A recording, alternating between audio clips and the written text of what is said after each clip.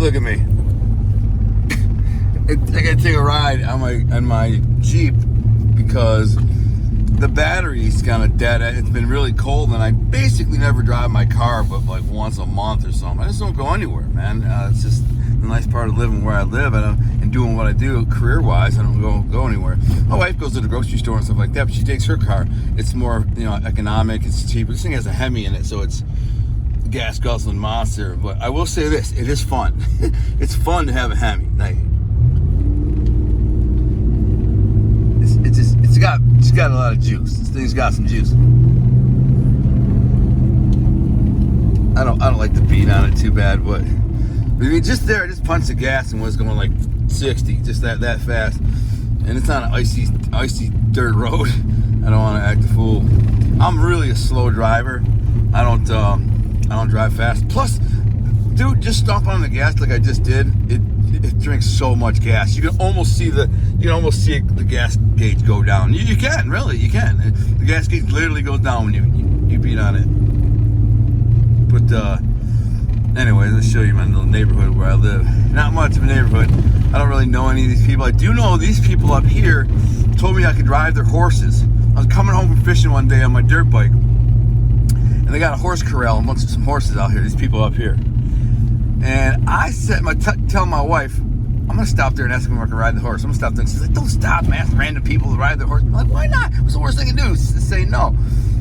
So one day I'm on my way back from fishing. I got waders on. I'm on my dirt bike, my loked out, murdered out dirt bike, and I see that like the garage is open. So I just pull up and I'm like, excuse me, this may seem really random. See, they got the corrals in the front. See, there's corrals, and the horses are in the back. Probably in a barn right now, it's cold. But I said, I took my iPad that runs a stereo is needed to update, so I had to take it out. Normally it's there, just so I can't see it.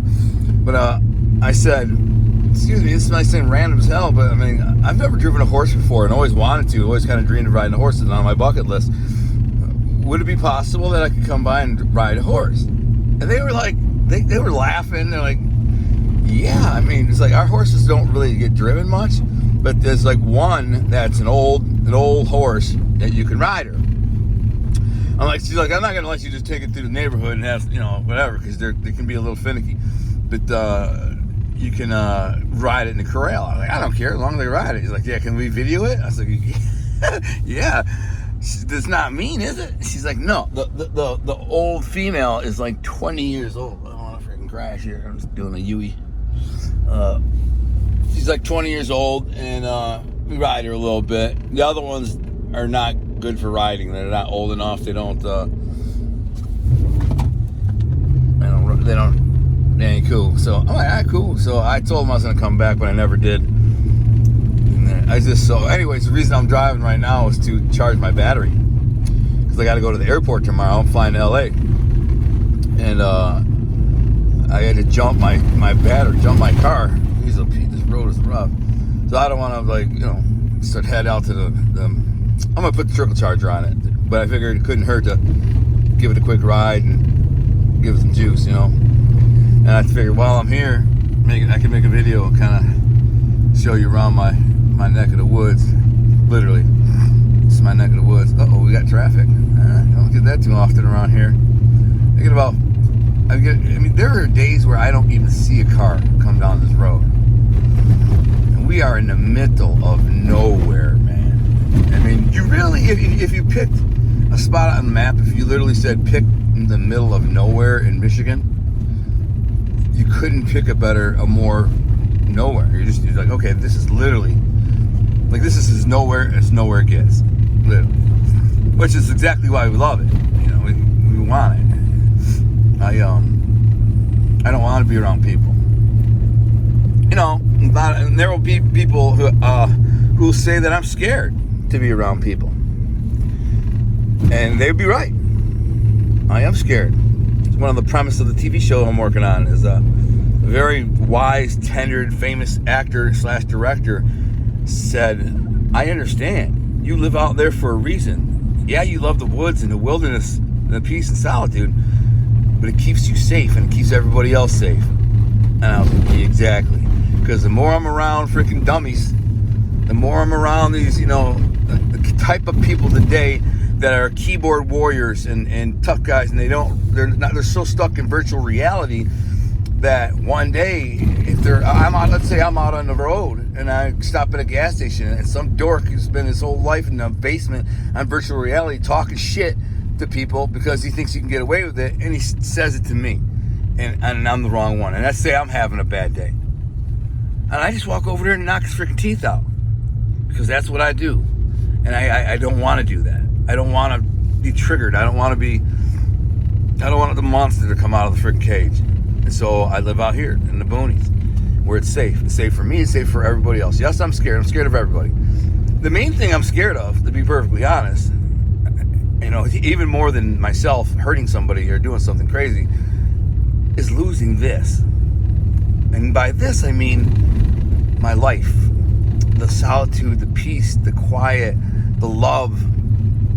I get to deer hunt and go fishing and, drive my Jeep in the middle of nowhere. And just, I don't want to lose that. Can't lose it. I worked too hard for it. I dreamed for too long for it. This little road goes back to my property. It's right here. It takes me back in the wood there.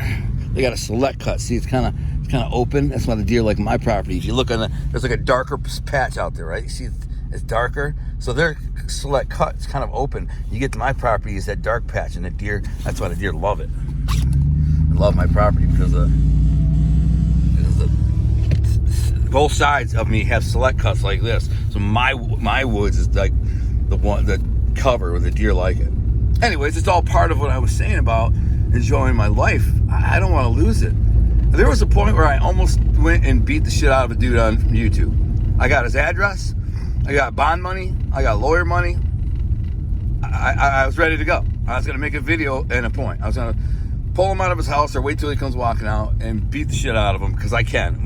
That's a great thing to do. My lawyer friend is the one who talked me out of it. Lawyer friend from New York, Sean Bennigan's. He's like, what are you doing, bro? You know you can beat that guy's ass easy. And I'm like, yeah, I know. That's why I'm going to do it.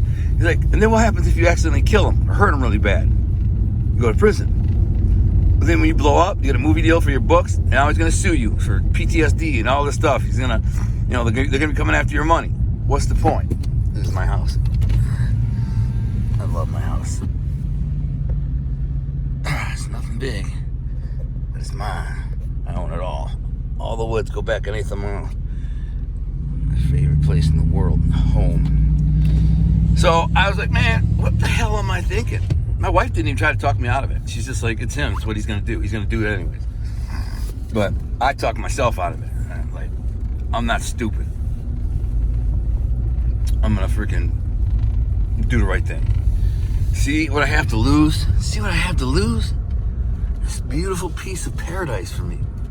Put my wife's car in the garage so she doesn't get snowed on. And snowmobiles, dirt bike, four-wheeler, and my dirt bike in there. My four-wheeler's in the garage. I just can't risk losing all this, man, over some dummy. So it's just safer for me to live out here. My garden, my greenhouse, my chicken coop. I love this too much. I love this. I can't risk it. What the hell is that? I gotta take off. I know what, I gotta charge my battery with the circle charger.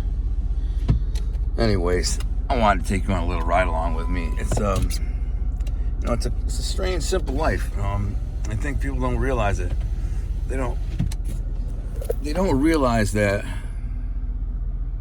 this simple life is truly utopia and paradise for someone like me. You gotta remember, I laid in a cell for 13 years with somebody I usually didn't like, bunkies that I hated and hated me. A lot of them were murders and violent, and there's violence and killers and crazies all around me, and I was miserable. And all I could ever dream about was being in a place like this. Can't even imagine it. I couldn't imagine it. Just being in a place where it's safe, it's quiet, peaceful, there's solitude, nothing but love. I have my cats, my wife, I got a few toys, beautiful home, and then I own all this property. I'm like, I couldn't even in my superpowered imagination, because I'm a writer, I still couldn't fathom this. And now that I have it, I can't risk it. So I gotta walk the freaking line. Everywhere I go, walk the line. I can't, somebody bumps into me and acts tough, I just gotta say, excuse me, sir, my bad. What am I supposed to do? Get tough? When I was camping last summer, a guy was playing was using his generator past 10 o'clock. First of all, why do you even have a generator at a rural campground? It's a rustic rural campground. It's annoying as hell. And there's a couple dudes, they're both about 50 and their families. And I want to go over there and say something. Like, hey man, turn your freaking generator off. I come out here to get in the middle of nowhere so I don't have to hear city noises. You come up here in your trailer, put your generator on, have a party. That's not what this is. By law, it's got to be off at 10 o'clock. You're running the thing all night. I get mad. I'm really mad. I want to go over there and say something. But in my mind, I see it playing out. One of them says, who the hell are you? I said, I'm just a good guy. And please don't do that. F you. And then I'm like, F you? You're talking to the wrong guy, man. And the guy's like, yeah, really? He's half drunk. Pulls out a knife.